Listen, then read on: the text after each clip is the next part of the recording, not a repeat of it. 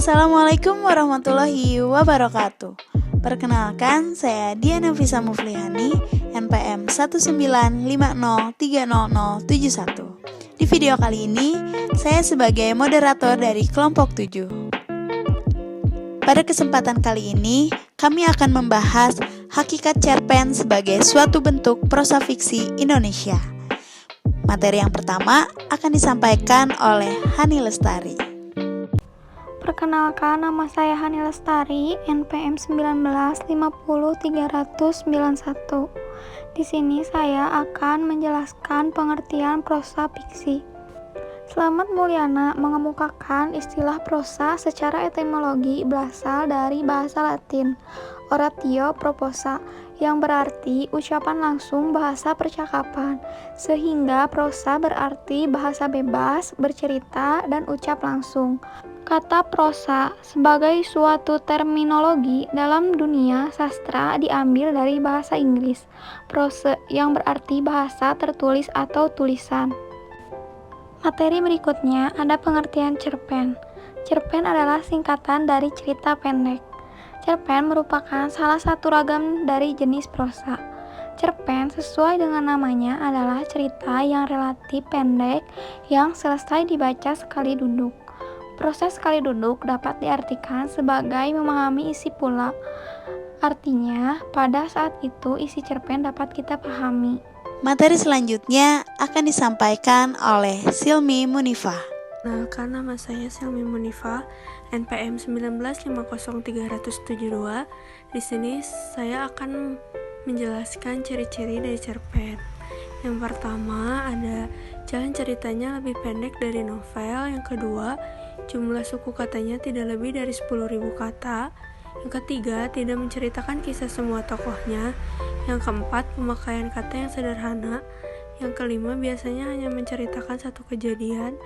Yang keenam, mempunyai alur cerita singkat dan lurus. Dan yang ketujuh, penokohan yang sederhana. Selanjutnya ada unsur-unsur cerpen. Yang pertama, unsur intrinsik, yaitu ada satu, tokoh dan karakter. Istilah tokoh menunjuk pada orangnya atau pelaku cerita, sedangkan watak, perwatakan atau karakter menunjuk pada sifat dan sikap para tokoh yang menggambarkan kualitas pribadi seorang tokoh. Yang kedua, latar. Latar dalam sebuah cerita menunjuk pada pengertian tempat, hubungan, waktu, dan lingkungan sosial tempat terjadi peristiwa-peristiwa yang diceritakan. Yang ketiga, ada alur. Alur adalah urutan peristiwa yang berdasarkan hukum sebab akibat. Alur tidak hanya mengemukakan apa yang terjadi, akan tetapi menjelaskan mengapa hal ini terjadi. Yang keempat, ada sudut pandang.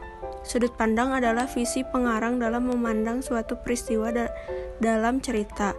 Yang kelima, ada gaya bahasa. Gaya bahasa adalah cara khas menyusun dan menyampaikan dalam bentuk tulisan dan lisan. Yang keenam, ada tema. Tema adalah persoalan pokok sebuah cerita. Tema disebut juga ide cerita. Tema dapat berwujud pengamatan pengarang terhadap berbagai peristiwa dalam kehidupan ini. Yang ketujuh, yaitu ada amanat.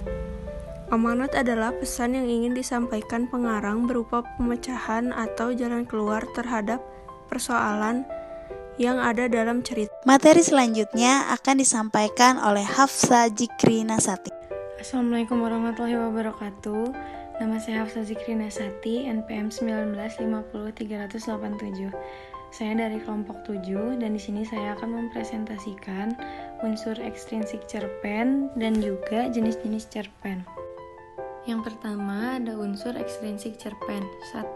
Latar belakang masyarakat. Latar belakang masyarakat adalah hal yang mendasari seorang penulis membuat sebuah cerpen yang mana menyangkut kondisi lingkungan masyarakat. Ada beberapa faktor yang dapat mempengaruhi penulis, antara lain ideologi negara, kondisi politik, kondisi sosial, dan kondisi ekonomi. Kedua, latar belakang penulis.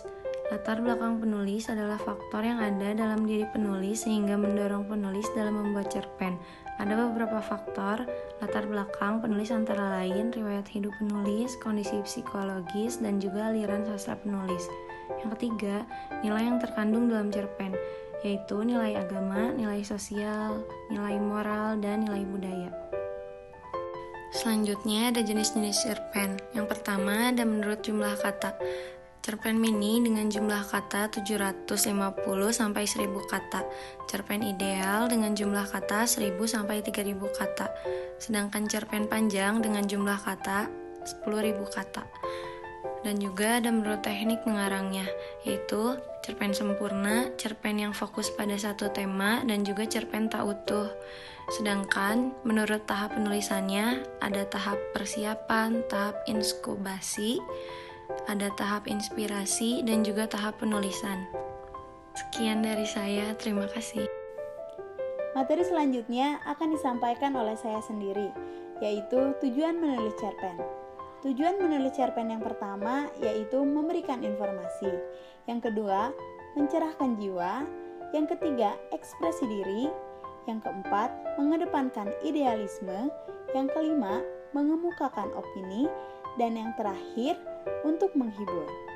Dari tujuan menulis cerpen tersebut, dapat disimpulkan bahwa tujuan menulis cerpen adalah untuk memberikan informasi kepada pembaca, mencerahkan jiwa pengarang dan pembacanya, mengekspresikan diri pengarang, mengedepankan idealisme pengarang, mengemukakan opini, dan menghibur pengarang atau menghibur pembaca. Materi selanjutnya yaitu manfaat menulis cerpen.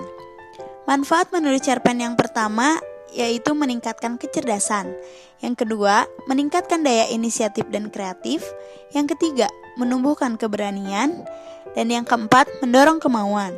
Dari manfaat tersebut, dapat disimpulkan bahwa menulis cerpen adalah untuk meningkatkan kecerdasan, meningkatkan kemampuan dalam berkarya, menumbuhkan keberanian untuk mengeluarkan ekspresi dirinya, dan juga dapat mendorong kemauan seorang untuk melakukan penulisan.